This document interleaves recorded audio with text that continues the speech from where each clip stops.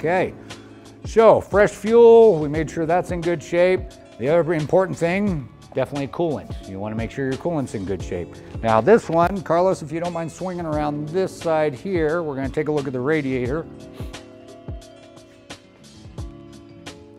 So this one actually doesn't have like a visual window for the coolant level. It's actually just below the fill cap. So you always want to take that fill cap off, make sure that it's in good shape.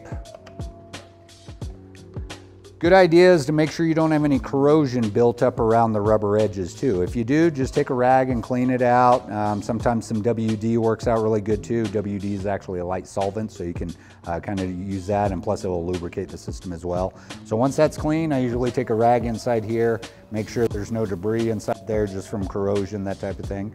And then typically your level is just going to be below that neck right there. If you see it a little low, you definitely want to add the proper coolant. This particular bike takes the Husqvarna 3.0 coolant. Right? One of our challenges is when clients change out their coolant to different brands, Engine Ice, Evans, that type of thing. So we have to kind of match the colors with it. So if you are changing to a different coolant, make sure you stick with that. And distilled water is going to be the best to add to that process as well. Okay. Yes.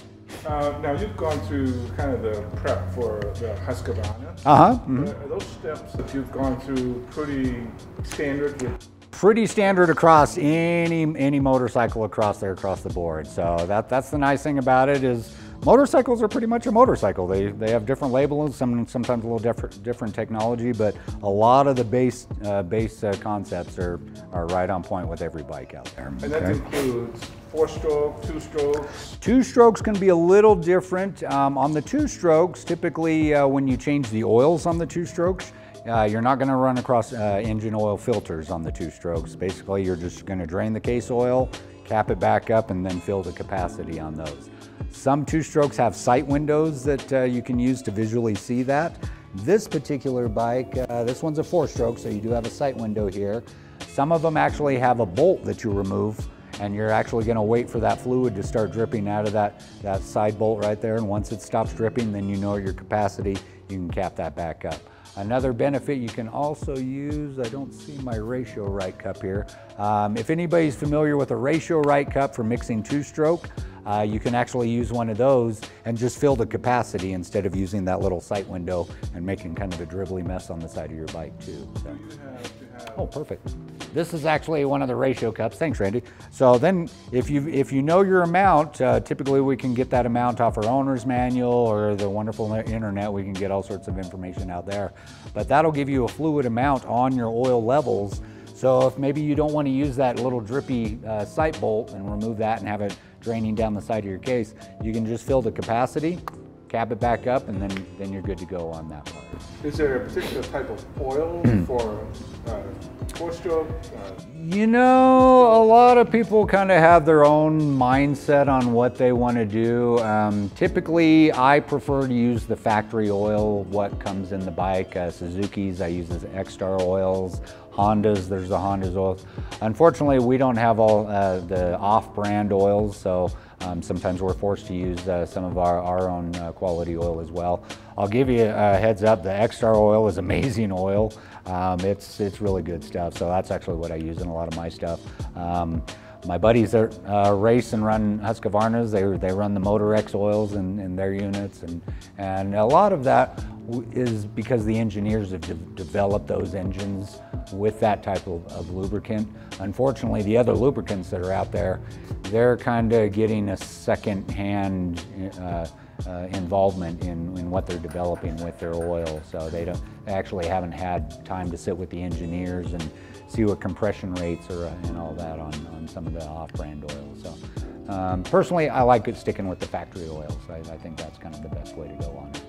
A minute ago, you kind of show how to mix the oil for the 2-strokes or whatever, right? Yeah, yeah. So Husqvarna's the new one, or even KTM. In fact, a lot of them now come out with a few injected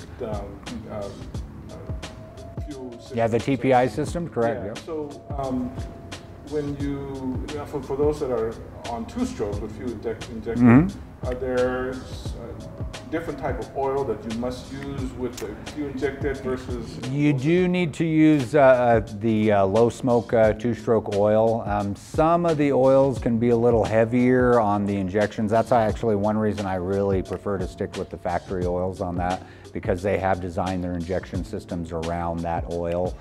It's hard to tell what maybe some of the off brands on their viscosity and thickness of those oils can be. So it might interfere with the injection system, it might not a guarantee. So that's why you're a little better off kind of going with some of those factory oils on it. The reason I ask this is because I noticed that there's some oil that will say it's TPI compatible. Mm-hmm. Yep.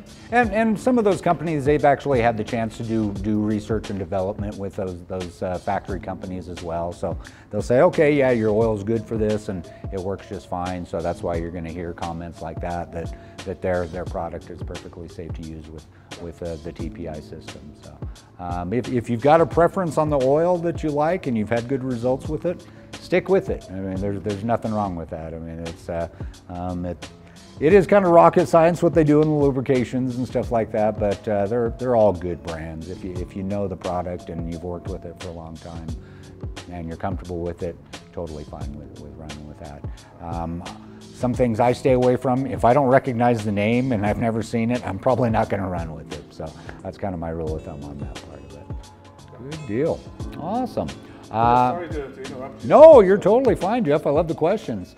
Let's kind of dive back into our coolant system a little bit again. So now that we know that we've topped that up, also it is a good idea to flush out that coolant occasionally. About every couple years, it's a good idea to get some fresh coolant in there, and that way you know you're not developing any deposits, things are getting kind of cruddy, and keeps the engine happy. So I think we all like fresh fluids running around us every once in a while. So once you've got that, some bikes, on the water pumps, you do have a water pump bleed out that you can actually drain the entire coolant system. This one is actually right here. So maybe take a look at your bike, look at your owner's manual, get in the magic world of internet, and maybe you can see that. If you don't have one of those, like say the Suzuki GSXRs, they don't have a drain for their water pumps right there. I know that's a street bike, so what you have to do is you actually have to disconnect the hose and drain it out. So if you are disconnecting a hose, maybe kind of plan accordingly and get yourself a good drain pan to where once you crack that, it's not just going to dump all over your garage floor and make a big giant mess for you. Okay. Back on those coolant hoses, make sure your clamps are tight. Okay. I see those come loose quite a bit, and then you don't realize it, but you're losing coolant as you're on that big long adventure. You get halfway where you're at, and then you realize you're halfway down on your coolant levels as well. So that can definitely prevent some headache down the road. If you've got an older bike, it's a good idea to freshen up those coolant hoses as well. They get dried out, just like we change our hoses on our cars occasionally. We need to do that with our bikes as well too. Okay. All right. Some of the basics that I think we've all done, or hopefully we've all done, is changing the oil on the bike. Okay. Most bikes, if they do have a skid plate, you do want to remove that skid plate. On this one, it's actually an aftermarket skid plate, which gives you a ton of protection on this rascal. I believe this one's an AXP skid plate. So there's a couple mounting points right up here on the front spar frame, and then there's this one will actually just hook over the back spar right here. So once you disconnect this will clamshell down. If you really want it out of the way, just give it a little pop, and that'll move that whole skid plate out of the way, and that way you're not going to make a drippy mess all over there, and you can drain those oils cleanly. A lot of your oil change kits that are offered, they typically offer one of those crush washers in the kit as well, so that makes it kind of handy, and just replace it as you go along. Okay. I keep spares, so if that one looks good, I just keep the fresh one in my toolbox, and if I have to use it later, I've got one for the next go around as well. Okay. All right, so on this one, this particular bike, it's actually got a lot of filters on it. So depending on which bike you've got, what model you've got, take a look, see how many oil filters you've got. The beautiful thing about the Husqvarnas and the KTMs and the GasGases, Typically there's about 2 or 3 oil filters in the system. There's actually a disposable filter, which is more of a cartridge style, and then there's a cleanable filter as well. So that one you're just going to clean all the screening off it and reinstall that one. So a lot of oil protection in the engines, which is great. I'm a firm believer in fresh oil. Engines are expensive, oil's cheap nowadays, or kind of cheap nowadays, but if you can keep fresh oil in, the happier the bike will be.